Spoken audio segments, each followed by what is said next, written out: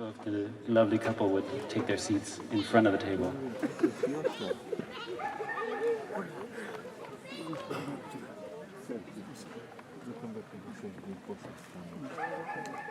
And now pass each other one of your shoes.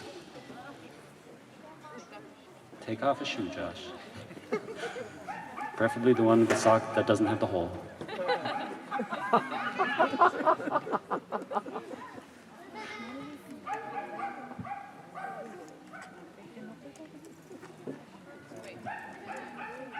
Now you also have to have your shoe in your other hand.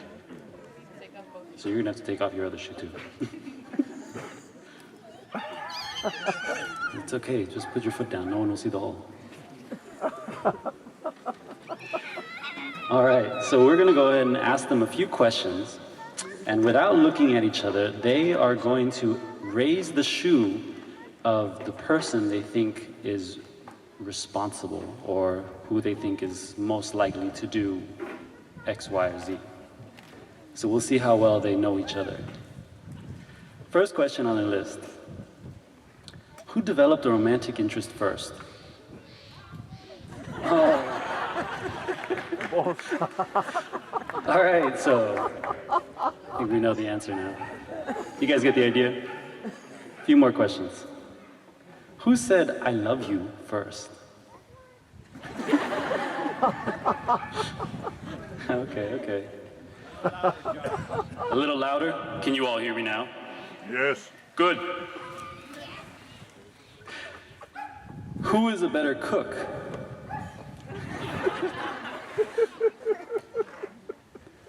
These are pretty easy so far, so let's do something a little bit harder. Who spends more money?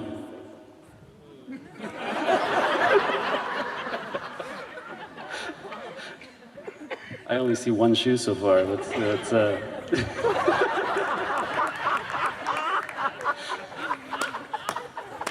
All right, okay, we're off to an interesting start. Who is better at keeping secrets?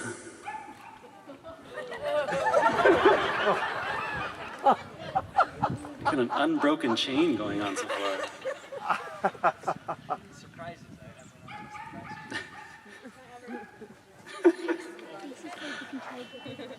Okay, here we go. Who takes longer to get ready?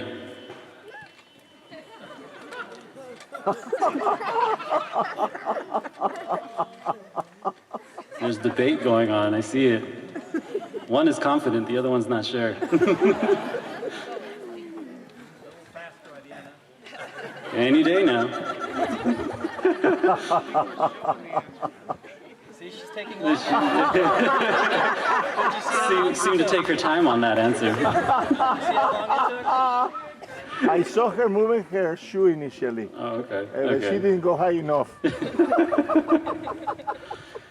Who owns more clothing or more sets of clothing?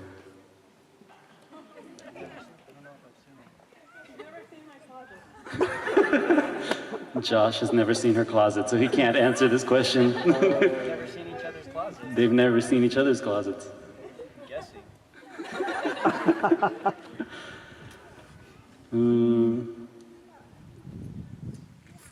Who is most likely to get a traffic ticket? Who got pulled over by the cops last? Who was the last person to get pulled over?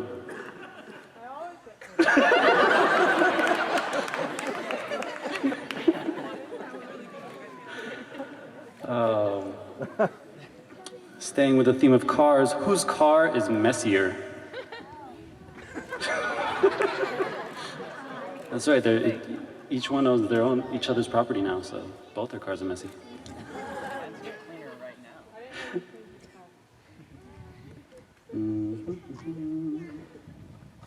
I heard you guys saying that you took naps in the sun. Who snores? Do either of you snore? You can't. No cheating. You don't even. I sure don't snore. A little bit. Okay, you guys have taken many trips across country. Who drove the most?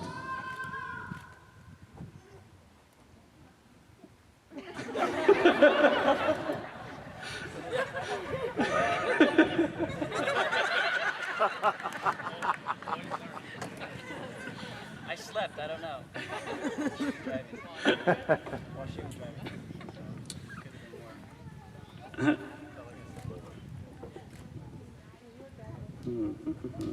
So many questions to choose from. Who is a messier eater? I guess we'll find this out in a few minutes.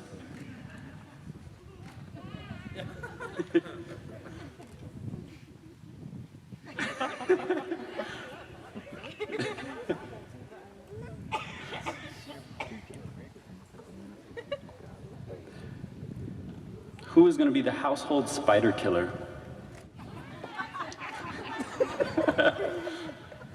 She's pretty tough though.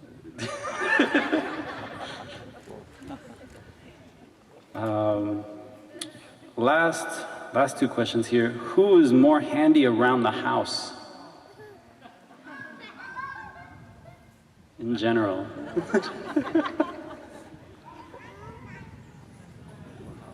And finally, but not least, who has a bigger heart?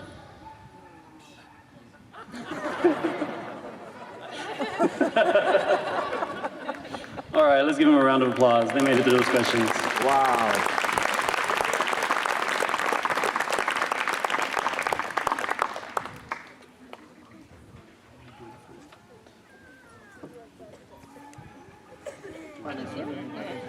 Hello, we're the Yanya's sisters. We've kind of grown up with the Brink houses since we can remember.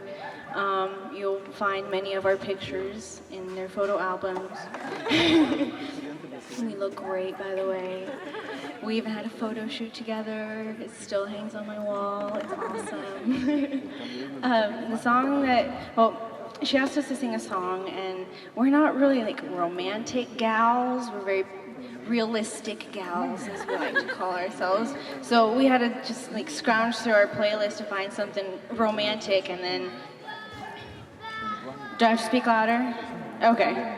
Oh, well, there you go. Okay. She wanted us to find something romantic for us to sing, and this is what we came up with, and this is probably like one of the most romantic songs I've heard. And that's coming from us, so that means a lot. But it's called Annie's Song, and so we figured we'd just like replace that with whatever name we wanted, so we're calling it Ariana's Song.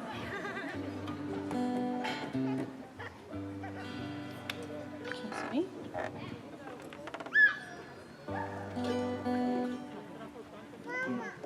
Get a little closer. Pull it down a little. Oh, yeah, there you go.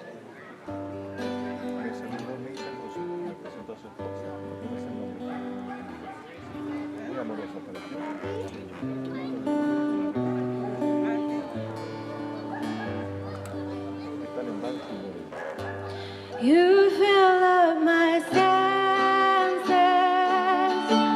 like a night in a forest, like the mountains in springtime,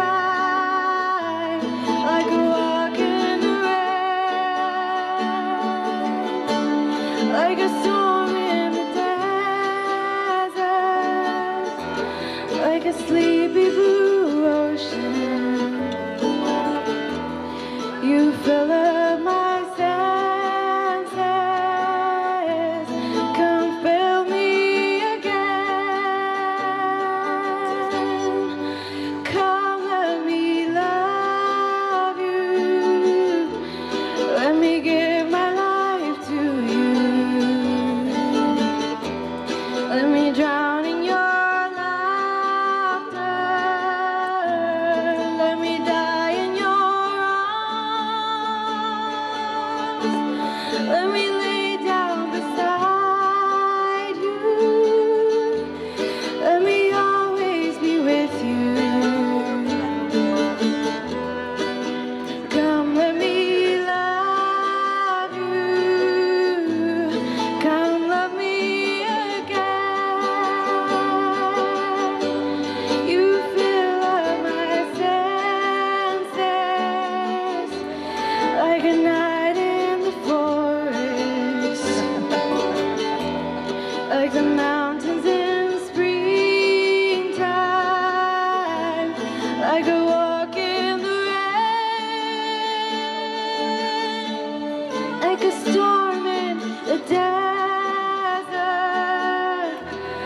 like a sleepy blue ocean.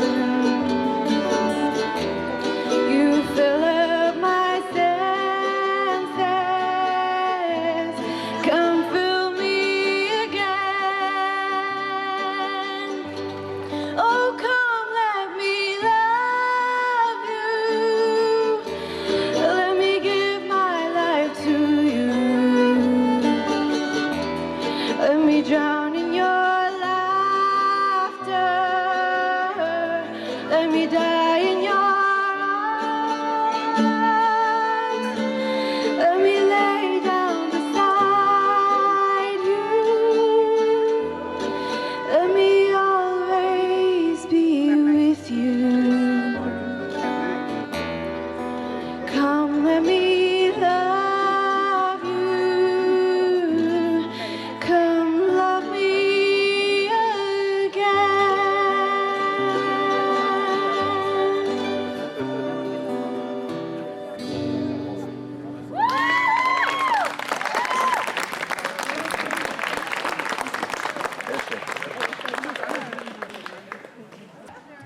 I'm singing a song for my sister's wedding that she requested. It's a song that I sang to my husband when we were married a little over 3 years ago in Costa Rica. She actually helped me pick this song, though.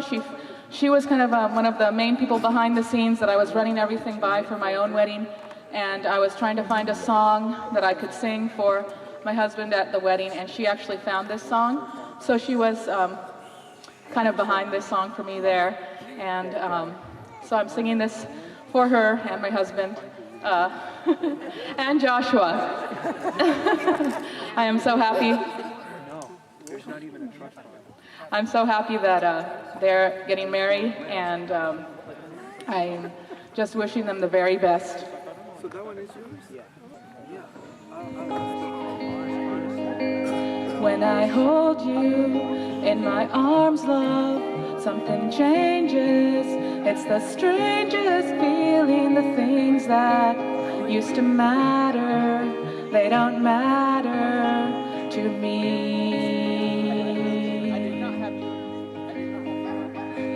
When I see you and you're smiling, how my heart aches, so full it is about to break. You make me believe in love. I could never count all the ways that you change me, baby. Every day the sky is a deeper shade of blue. When I'm with you,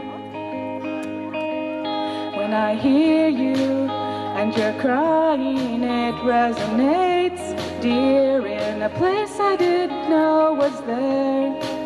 You make me believe in love. I could never count all the ways that you change me, baby. Every day the sky is a deeper shade of blue.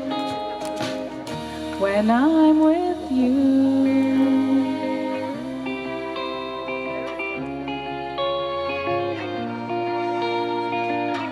Beautiful baby, you're sweeter than strawberry pie. Just like the morning, your smile brings the sunshine. I could never count all the ways that you changed me, baby. Every day the sky is a deeper shade of blue. When I'm with you, I could never count all the ways that you changed me, baby. Every day the sky is a deeper shade of blue. When I'm with you. Bravo.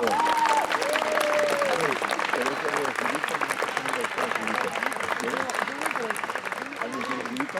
¿Quiere venir con papi? Okay, so in just a couple of minutes, we're going to have toasts from the maid of honor and the best man. Hello, good evening. So, sometimes the best man speech has a lot of embarrassing stories. This won't be one of them. Okay. Hold it.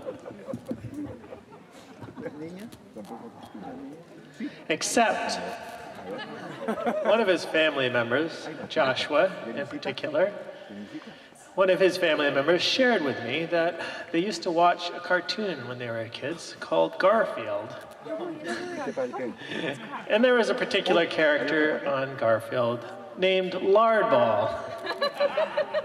And apparently, Joshua self-identified as this Lardball, just as he could barely speak. And he said something like, rah, rah. Yes. So Joshua, we know that your bride's family cooks very well, and we hope that you do not return to your childhood self-identifying Lardball. So cheers to staying in shape.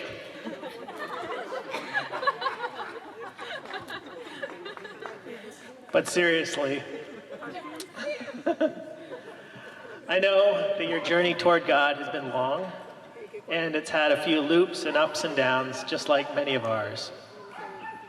In fact, you shared with me, I remember before, how you first came to church was not actually voluntarily, but well, it was slightly coerced in lieu of free rent from your sister, who suggested that if you came to at least 10 of the 25 Revelation seminar meetings, that you would get free rent at her house. And apparently you took her up on that. God has mysterious ways, doesn't he? Our paths, Joshua and I, his paths crossed at Arise in 2011, 2012, where we spent about a year and a half together, living in the same dorm, and we get to know each other quite well, along with about 9 other interns. We got to know the good, the bad, the ugly. We had arguments, we had fun times, bad times, good times, but a lot of good times, yes. But I've observed Joshua during that time because it was a transformational time for both myself and for him in our lives, where we were drawing closer to God, and we were learning to be men of God, learning the ways of God, and turning from our past, turning from our other ways, turning from the world's ways. And I observed Joshua, I observed you during this time, and it made me think of the Psalm 1 man. I know some of you may be familiar with this psalm. I'll read it so that you know what I'm talking about if you're not familiar. But it says in Psalm 1, "Blessed is that man who walks not in the counsel of the ungodly, nor stands in the path of sinners, nor sits in the seat of the scornful, but his delight is in the law of the Lord. And in his law he meditates day and night. He shall be like a tree planted by streams of water, that brings forth its fruit in its season, whose leaf also shall not wither, and whatever he does shall prosper." And so, Joshua, I've seen that God has prospered your way, that as you turned away from the path of the ungodly, as you turned away from your old life and you turned toward God, that you began to take delight in the things of God. I recognize that you were, like these tall trees, a tree planted by streams of water, that you started to bear fruit over time, that your leaves did not wither because you drank deeply from the streams of God, and that your ways began to prosper. God certainly has prospered your way with Ariana, and I'm grateful to be part of this celebration of God's blessing. Cheers.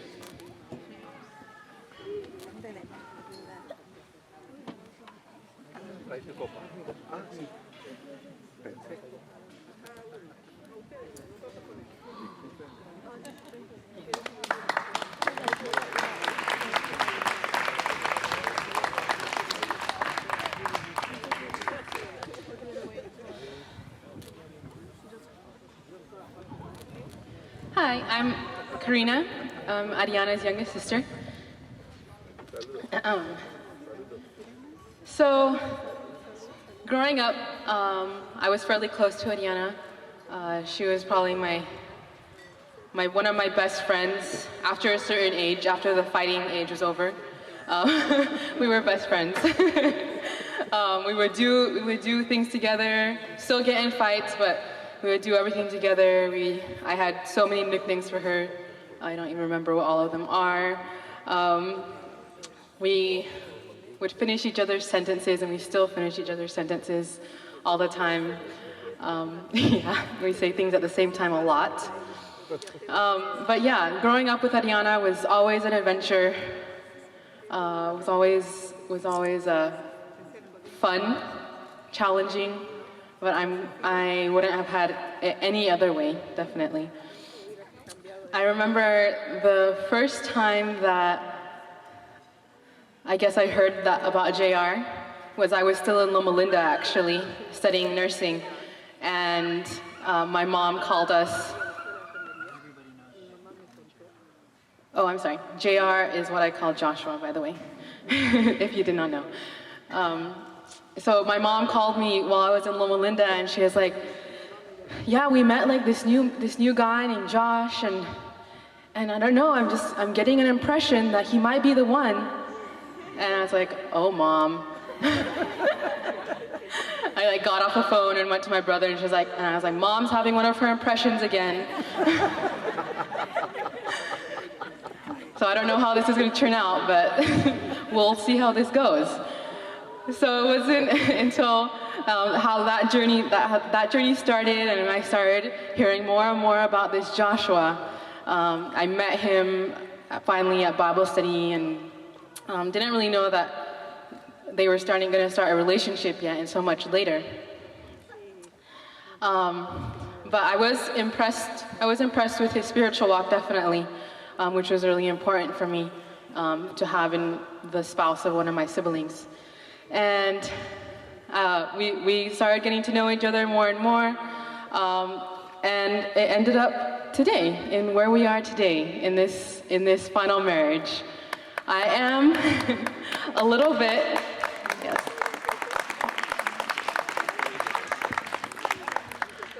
I don't know if I'm the only one who thinks this, but I think it's a little unfair that I only got to spend 25 years with her and he gets to spend the rest of his life. But I will forgive you for that. Someday.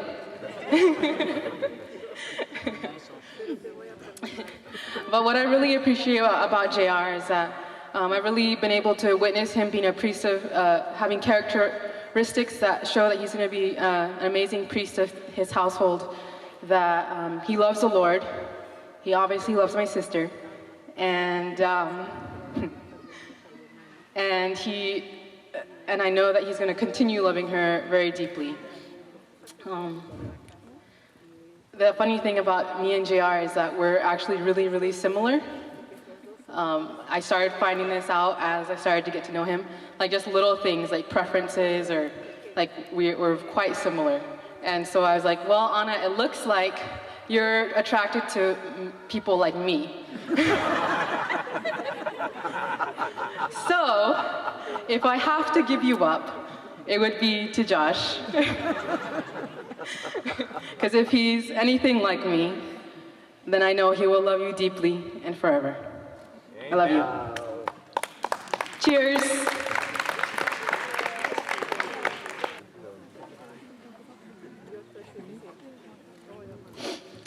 That was beautiful, man. Quick funny story. When I remember the first time that Karina told me about how things worked out, or were working between the two of them. We were in a car ride, and she was like, "Yeah, this guy is talking to my parents about my sister. My sister doesn't know." I was like, "That'll never work." I guess I owe her money now.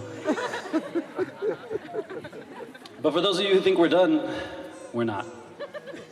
Thank you for staying this long through the cold and through the hunger and the beautiful ceremony and the tears. But we have one more thing before the night is over. We have a cake to cut. Multiple cakes. Multiple cakes. Probably more cake than we have people. So all those tables, haha, got you. Okay, so we're gonna be serving the cake to the different tables. So please remain seated. Do not crowd the table.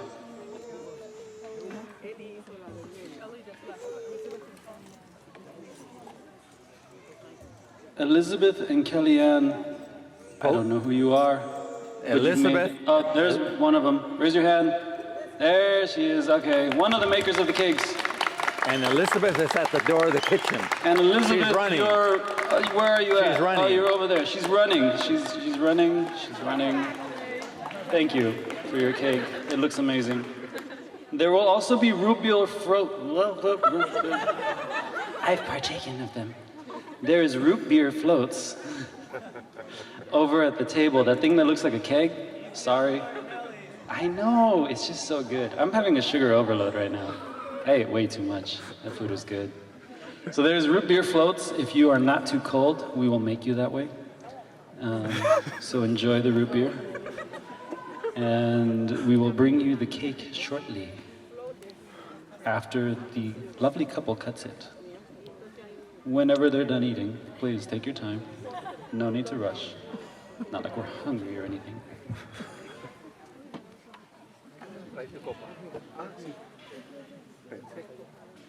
And celebrate this day with. So thank you so much from the bottom of our hearts. I think Ariana wants to say something. I just want to say particularly that a lot of you have huge hearts, and I want to thank you for sharing those with us.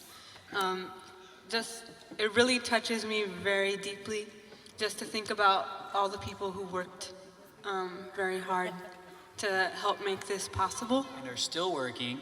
And we'll continue to work after Josh and I leave, cleaning up. Like, you guys all really mean a lot to us. So I guess I just want to briefly say for Bev and for Callan, for Stady, and all the people who helped in the kitchen, for the people who made cakes, Kellyanne and Elizabeth. The food was delicious. Josh loved the food. For Yvette and Alberto and all of her team, Sarah and whoever else helped. I just really want to thank you all for being here, and lots of family and friends who each did something to make this work, to make it a happy time, a happy memory for Josh and I. And for Kara and Jai, who are up here doing MC, and for the musicians, and for all my family who helped with preparing little things last night and this morning. So Josh and I hope to keep you all in our lives forever. Amen. And that's all I have to say. Thank you. We love you, each one of you.